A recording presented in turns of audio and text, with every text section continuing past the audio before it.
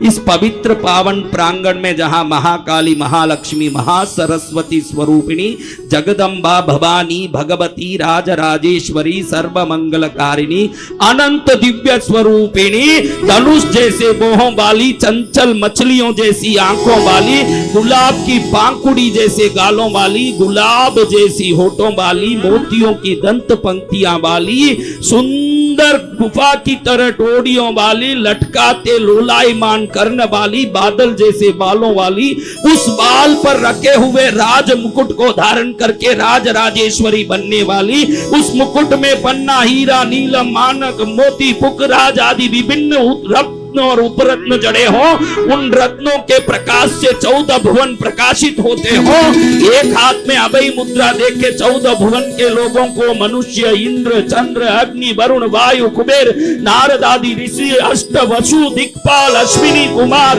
और मेघादि देवता, यक्ष, किन्नर, किंपुरुष, गरुड़, महोर, राक्षस आदि असुर दानवादियों को आशीर्वाद देती हो। एक हाथ में अंकुश को धारण करके दुष्टों को वश में करती हो। एक हाथ में पाश को धारण करके समृद्धि, सुख, शांति, शक्ति, सिद्धि को आकर्षित करती हो। तीसरे हाल में बिजोरा फल को धारण करके सामने आए हुए सभी लोगों को मनोवांछित फल प्रदान करती हो। हाथों में खनकती चूड़ियों से अपनी सुहाग का महिमा बताती हो। पैरों के पायल के घुंघरुओं के आवाज से चारों दिशाओं में आनंद और आह्लाद फैलाती हो। जिसके आंखों के काजल में अनेक प्रकार की औषधि होने से उस आंख की सुंदरता को रति, रंभा, उर्वशी, मेनका, तिलोत्तमा आदि भी वर्णन नहीं कर सके, ऐसी रूप धव्य धरा धारण करती हो।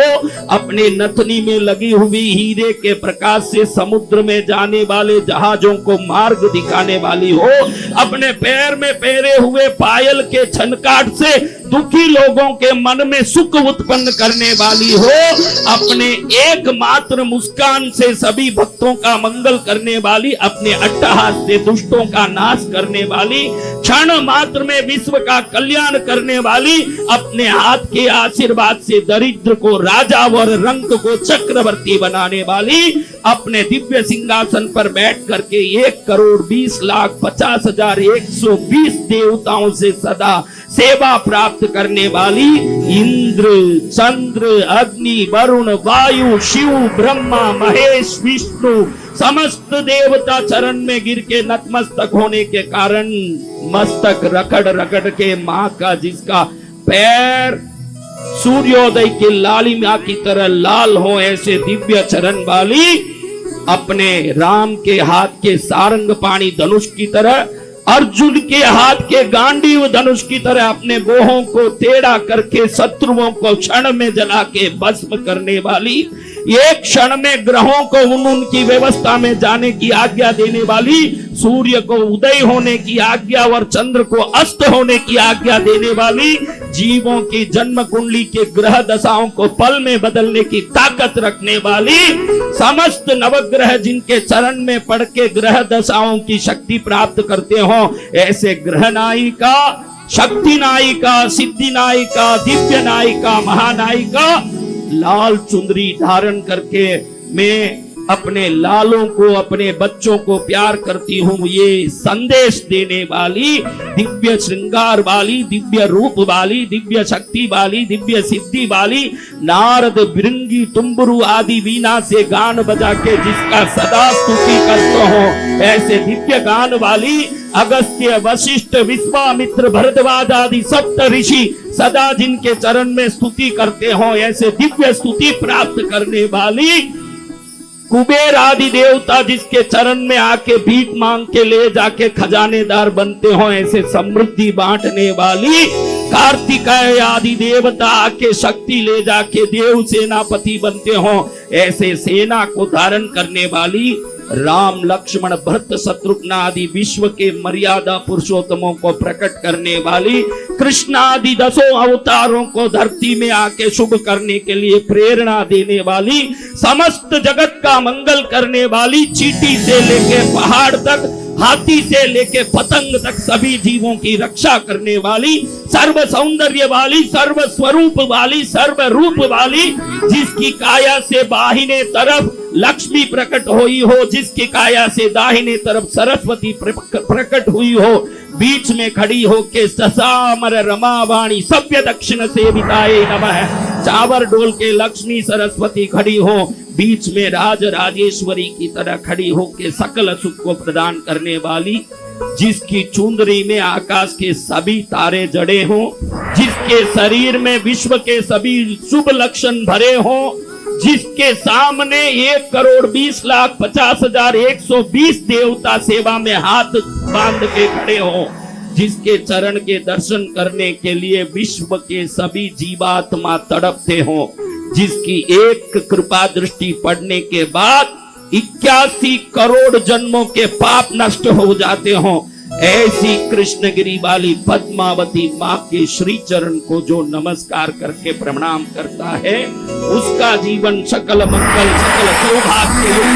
सकल कल्याणकारी जीव जगत में आनंद प्रदान करने वाला हो जाएगा। ऐसी माँ को प्रणाम करिए, ऐसी माँ को नमन करिए। मातः पद्मिनी पद्मराग रुचिरे पद्म प्रसूनानन पद्मे पद्म वनस्थिते परिवशत् पद्माक्षी पद्मासने पद्मा मोदिनी पद्म सत्म वरदे पद्मालये चर्चिते पद्मोल्लासिनी पद्मनाभिनिलये पद्मावती पातु मां। नहीं होगा, आजकल पेपर टीवी में देखते होंगे, कभी सोच नहीं सकते ऐसे घटनाएं होती है। भारत के सनातन धर्म की बच्चियों को 1000 बार मैं इन कार्यक्रमों के द्वारा सावधान करना चाहता हूं, इस संसार में किसी का भी विश्वास करो, विदेशों से आए हुए धर्मियों का विश्वास मत करो। किसी का भी विश्वास करो, विश्वास करने में कोई मना नहीं है, नहीं तो आपके शरीर के 56 टुकड़े फ्रिज में मिलेंगे, ये गारंटी है। आपके शरीर के खंड खंड मिलेंगे, क्योंकि उन लोगों के कसाई जीवन में उनको मनुष्य शरीर और पशु शरीर में ज्यादा फर्क नहीं दिखता। मनुष्य को मनुष्य वही मानेगा जो पशु को पशु मानता है। वो पशु को ही आहार मानता है तो मनुष्य को वो मनुष्य नहीं मान सकता। इसलिए हर एक बच्ची को मैं कहता हूं कि कोई सिर फिरी हो करके अपने इश्क और प्यार के चक्करों में पड़ के अपने माँ बाप का तो नाम कलंकित करोगे ही, जीवन भी हाथ घुमा के बैठोगी, वो नहीं होना चाहिए। और माँ बापों को भी प्रणाम करके प्रार्थना करूंगा,